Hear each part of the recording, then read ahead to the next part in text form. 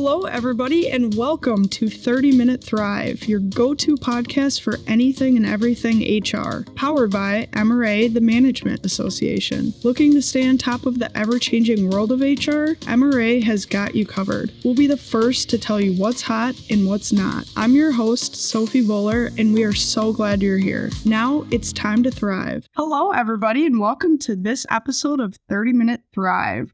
We're happy you're here, and I'm excited to give you the latest information on all things talent related, as our guest, Jim Morgan, Vice President of Workforce Strategies at MRA, covers the February edition of MRA's Talent Report. So if you aren't familiar with this monthly talent report MRA puts on, Jim Morgan really gives an up-to-the-minute review on what's going on in the world of business with an emphasis on talent, which is really based on input from CEOs, CFOs, HR leaders, all from MRA's 3,000 plus member companies, 1,000 roundtable participants, and subject matter experts. So thanks for coming on the podcast, Jim. Yeah, my pleasure. Good to be back. Yeah. Well, I know this month's talent report really emphasized interns and that next generation in emerging leaders.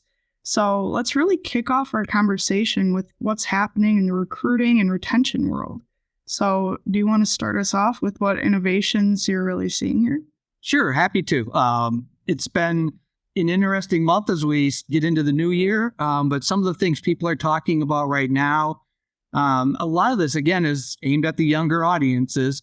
But in terms of trying to recruit people, we're seeing a lot of companies now that are taking their talent, some of the younger talent, but just talent in general from their company, and putting them in all of their corporate videos now when they're trying to recruit people. Real life people doing real life jobs, showing their enthusiasm for the company, maybe commenting on the culture and things like that. But these are folks who are actually doing it. These aren't staged. These aren't, professional actors or things. We're just walking along the factory floor, walking through the company and saying, Sophie, tell us a little bit about what you do and what you think about your life at MRA. And so I think it's having an impact that, this is sort of real. It's like, you want to come work here, this is what it looks like. And so the employees are becoming the stars to a certain extent. And I think they're having some success with that on their websites and in their recruiting. Unrelated to that, we're also seeing companies now trying to figure out with their recruiting and retention. 2022 is a wild year, and I would say probably most companies budgeted for 3% salary increases, and by the time the year was over, they were more like 5, 6, 7, 8, 10%, and they had to figure out what happened. And now they're trying to figure out what's going to happen this year. And there is a hope right now that we're going to go back to a little bit more normal numbers, if you will, hopefully more around that 3% range. I still think we're going to see some activity in some of the job categories where 3% isn't going to quite cut it. But the companies are hopeful, if they're recruiting and retention, that this will be a little bit more normal year than 2022. And another topic I would really like to dive into is your talent thinking section. So I know you emphasized wellness and flexibility in the workplace a lot. So could you expand on that a little bit? This whole work-life balance thing, mental health, all of that is top of mind for most of our member companies. One, it's the right thing to do. And two, they're trying to hang on to their people. And so that wellness aspect of all of it has become more critical.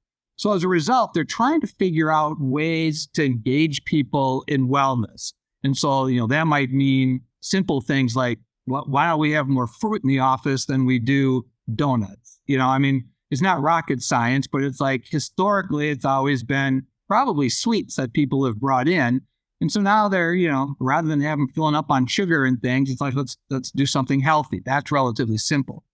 But they're also trying to look at the bigger picture of this, of that balance, and using their wellness programs now to say, how do we motivate people to participate? Because it's all great that you can have a gym membership, or we can have a gym in the organization and a shower. But if nobody's using any of that stuff, then the wellness isn't really working. So they're now trying to motivate people with additional days off, as an example. So I go out and I do wellness for 4 hours a week. I get in 3 runs and a walk. They're figuring out ways to have that go towards points, trying to earn more PTO. So if I get some number. I do 100 hours of wellness. I get another day off. So really motivating people to say, this is in your best interest. We're trying to get you not only to be healthy, but we'll also reward you with some additional time off. And so that adds to that wellness and mental well-being and all of that. And although we've now moved into this sort of flexible workplace time and era, really helping people understand that too is part of that work-life balance. And I think you're seeing companies say, how do we motivate people to utilize that? We want them to get their work done. We expect them to get their work done. But there is something a little bit more relaxing that if I know I can get to my kid's school at 3:00, get back home and put in a couple hours that night, that's much more relaxing for me than being at work and thinking, how am I going to get out of here? When am I going to get out of here? Will I be there in time? Is somebody waiting for my kid? That's just more stress as well. So taking all the tools basically we have available now, let's eat better, let's exercise more, let's use that flexibility and helping the individual employee realize that these are all parts of wellness and well-being. This is us as your employer saying, yeah, take care of yourself. We want you to take care of yourself. And so I think you're going to see more and more of that in 2023 as well. Mm-hmm. And those wellness challenges at work are always fun, I feel like, too, because who doesn't love a challenge first? But also it's like, man, if I drink 64 ounces of water, I could be entered in a wellness raffle or something like that. So I don't know. It just kind of makes work fun too. Well, and you see what happens here, when you get some of them where people are like, okay, this is kind of cool. Let's do that. And I'm challenging you or you're challenging Patrick or whatever. It's like, okay, now we're having fun, but I'm not going to lose either. So I'm in it. Oh, let's go. So it can be fun and a real benefit. Mm-hmm, for sure. So you also talked about global rebalancing in your talent report webinar. Can you explain what you mean by this? Yes. The last couple of years, I think I've come up with more names for things. We've had quiet quitting and quiet firing and the great resignation and all these other things. But I saw this one, and it was the Wall Street Journal, actually. It said the great rebalancing. And this goes back to what I just mentioned a couple of minutes ago, is that, this last year, it was really looked at as the employees had all of the power. And I think they still do, quite frankly, because there's still, especially here in the upper Midwest, a demand for that talent. And as long as we need more people than are available, I think the employees are going to hold the upper hand. But we've also seen now that as people maybe jumped around a little bit last year, maybe went to the place that, had a little bit more money or whatever it might be, now we're seeing a little bit of a move towards, okay, now I'm looking for a little stability. I want to know this is the place that I'm going to stay. This is where I want to be for a little bit. So maybe someone who was able to generate a little more income, figure out what they wanted to do. Now it might be less about, I need more money because I got that last year, and more about, I want to create an environment in which I want to work. So that great rebalancing is really maybe wishful thinking, but employers saying, okay, we did that salary increase. We understand it. That's what the market said. But maybe now this year, it's going to be a little bit more about, okay, now let's get the work done. We've got people settled. They found what they want to do. They've got a wage that they're happy with. And so maybe it balances back a little bit towards the employer in terms of having to figure out, what are we going to do for bonuses? What are we going to do for raises this year? And that was really their definition of this great rebalancing. I think people are interested in learning more about what the C-suite level is saying right now. So what are leaders doing right now? I think they're trying to get their feet back under them after last year. I think that's a big part of it. A lot of strategic planning going on now, and it's functioning a little bit differently. I don't know too many companies anymore that are looking out 5 years, because it's just too much is going to happen in 5 years, and we're going to go through all of this, and in 6 months, the whole thing is going to be blown up. So I'd say it's been more in that 3-year range.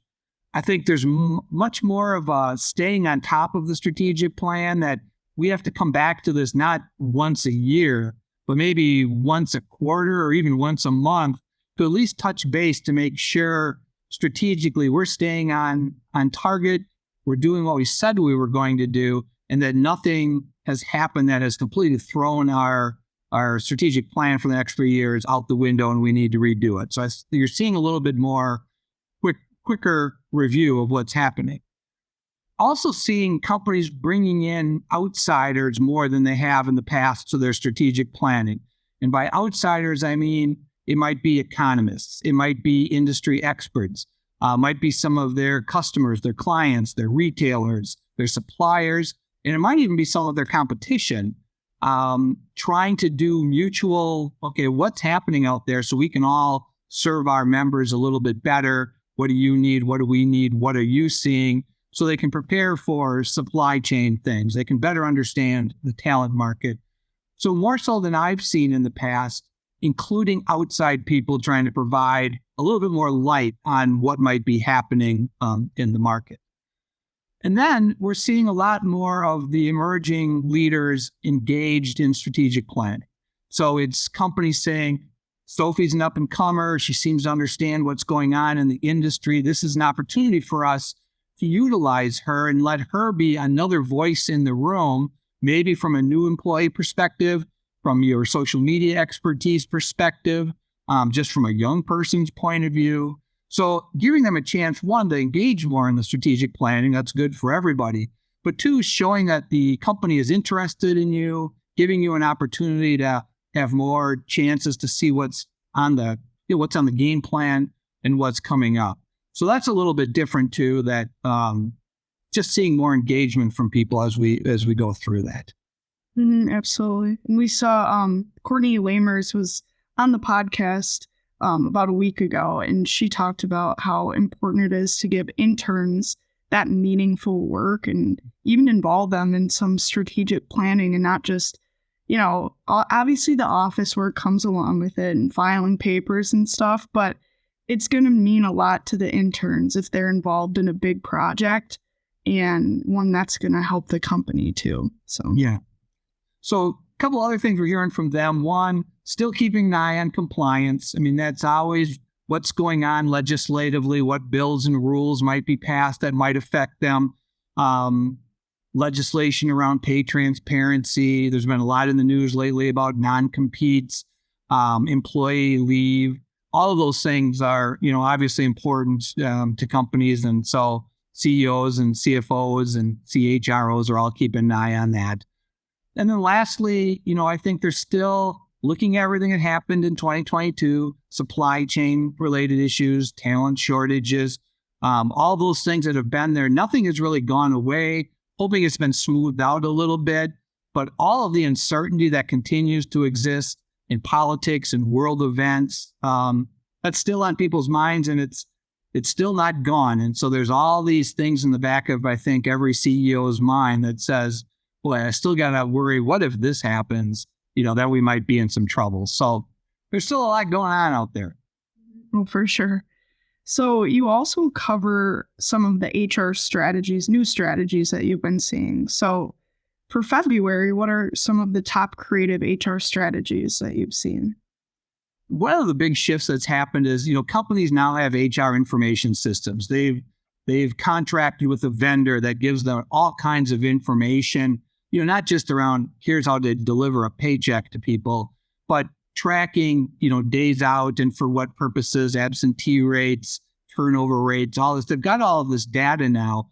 And so it was always there, but it might have been a lot more work. And now some of these HRIS are providing that. And I think the HR teams now are saying, there's a lot of metrics involved in what it is that we do. And if we can help with our strategic planning, with the C-suite, better plan for things and use data to help educate us in making our decisions, we're seeing an awful lot more in terms of those types of things that we're a leader, we're a line of business here. We've got things that can really shed light on what's about to happen to us. So really the use of data, I think is going to continue to play a bigger and bigger role in HR. And it's just another thing that they can do to be at the table to help in terms of the organization planning for the future. So a lot around information systems and a lot around data flow. So you also did a poll during the Talent Report webinar this month, asking what key skills companies are really focusing on and looking for in their emerging leaders. So what did you learn from that poll? It was really interesting. I'm gonna use my notes on this one because we asked them about 10 different items saying, you've got these emerging leaders coming up. We have heard issues around, okay, not for any reason, not a default, but a lot of the emerging leaders are becoming leaders faster and younger. And so what are companies saying? Okay, these might be the things that we've got to spend more time on. Number one was communications, top of the list. And I don't think anybody's surprised by that. I think that would be on the list for any generation at 25, 26, 28, 30, because you hadn't had opportunities.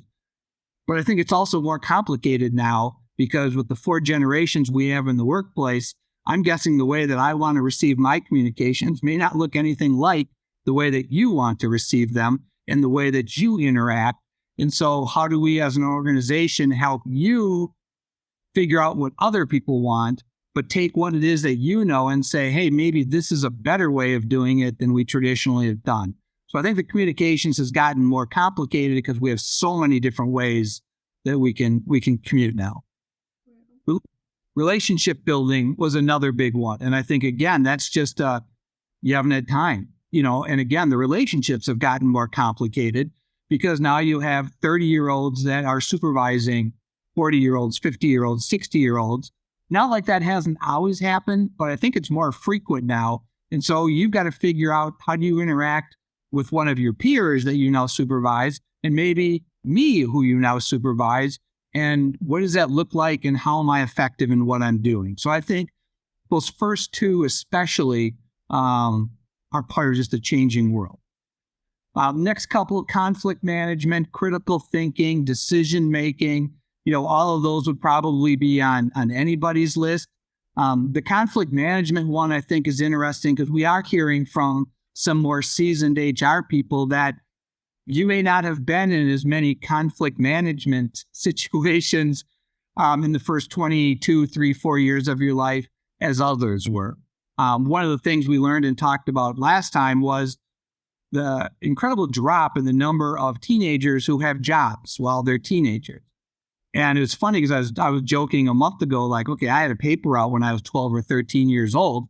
You want to talk about conflict management. Every time I went to somebody's door to say, hey, I'm here to collect. And you're knocking my paper against the door. You're not putting it in the mailbox like I told you to. It's supposed to be under the mat so it doesn't blow away. And I got all these adults yelling at me and I'm some poor 13-year-old kid, but you learn a lot from that. And so if you haven't had those same experiences for some adults to yell at you, now you're in the workplace and now people are yelling at you. So missing out on some of those opportunities, I think, has had an impact. So those were the bigger ones. The other ones we asked about: goal setting, employee motivation, time management, agility and adaptability, delegation, innovation, and creativity. Those were all down in the 25 or 30%. So those first were in the 60, 50%. Those last ones, not so much. So I think you're also starting to see that you bring some things to the table that others didn't. Innovation and creativity, I would put on there. Agility and adaptability. I mean, your whole life is about agility and adaptability. So we learned a few things about that in terms of just seeing what people are putting out there. Anything that shock you? Well, those are some good skills. And I was just going to comment that I'm sure that employers are really investing in training emerging leaders in those skills too. So if they don't have them right now, maybe they'll have them after a couple trainings. Or I have a loaded question for you now. And that is, what is on the agenda for HR in 2023? That is loaded.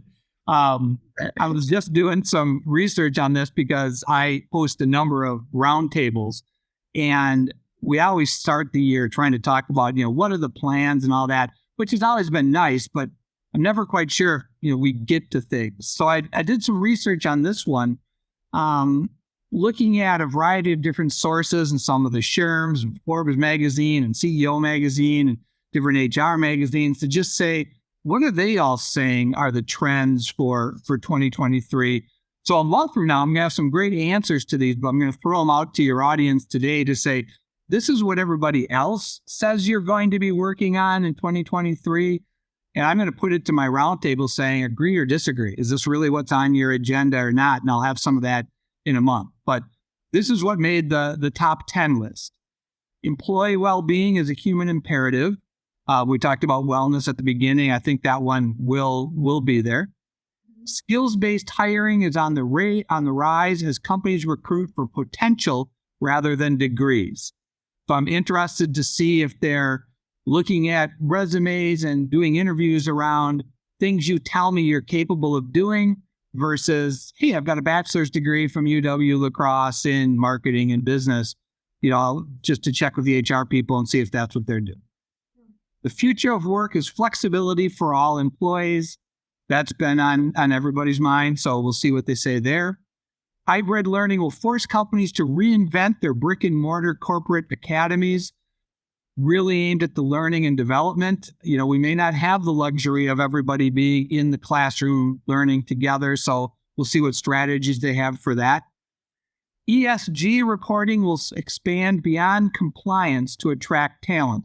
ESG is environmental stewardship, social responsibility, and governance at the corporate level. That's the E, the S, and the G. So I think that's aimed at, again, younger people's interest in what's the philosophy, what are the values of the company.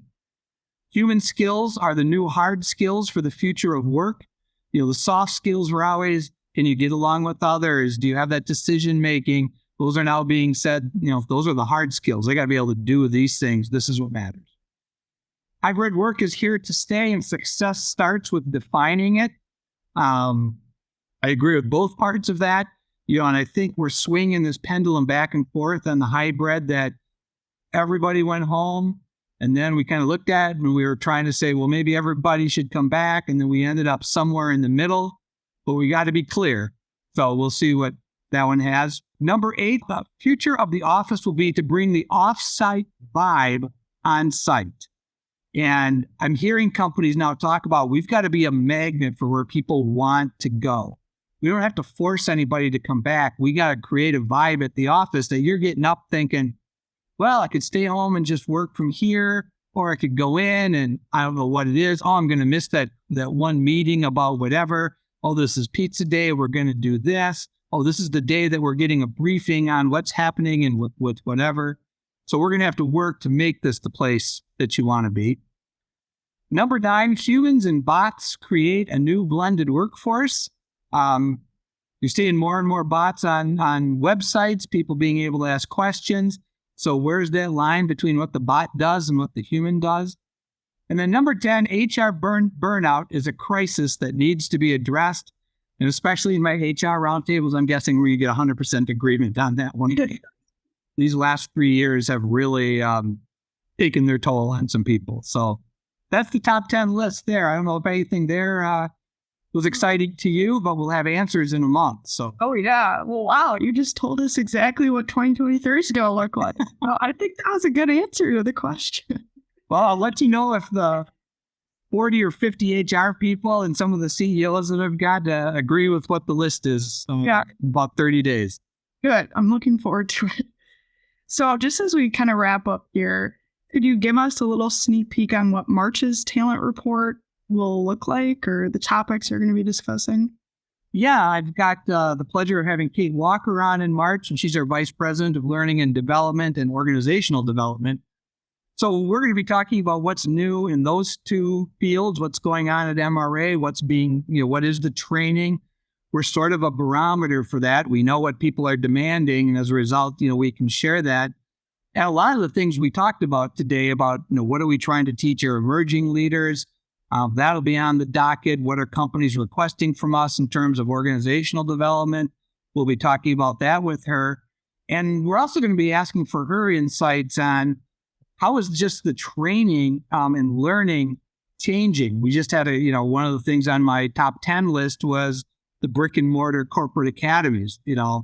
Those have got to be looking different if half your workforce is someplace else. So are we training people in shorter bursts? Are we doing more intense work and then more do your homework at home and bring it back in? Is it a mix of virtual and in-person? So she'll be sharing her expertise on that too. And I think that'll be really interesting as we see how all of this is affecting learning and development. Awesome. Looking forward to that too. So any last piece of advice for companies or employers or any last thoughts you want to give us today? Don't think I have any great words of wisdom. I think it's just hang on. The ride continues.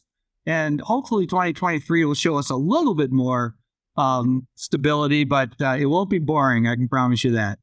We're off to a good start. We are. Well, thank you for being our guest today on 30 Minute Thrive and really sharing our February talent report. So if you liked our chat and topic today, I want to encourage you to share this episode, like it, leave a comment, review, and consider joining MRA if you aren't a member already. We have all the resources in the show notes below, so take a look at those. And we've also included Jim's email and LinkedIn profile, so if you want to get in touch with him or ask him any follow-up questions on the talent report, he can answer those for you. Otherwise, thank you so much for tuning in, and Jim, thank you for all the great info.